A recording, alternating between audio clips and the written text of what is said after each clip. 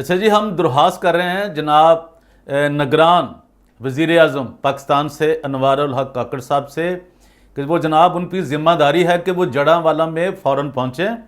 انہوں نے بھی کوئی نگرانی کرنی ہے. نگران جو کیئر ٹیکر ہے نا، تو کچھ کیئر بھی کریں، اور ان کو کیئر ٹیکر بھی ہیں تو پھر کیئر ٹیک بھی کریں. ان کو تھوڑا سا سمجھے بھی اپنی عوام کو، اپنے لوگوں کو، اپنی ریاست میں جو رہنے والے شہری ہیں ان کی کیئر ٹیکر کرنا، ان کو سنبھالنا، ان کو دیکھنا، یہ وزیر اعظم پاکستان کا کام ہے.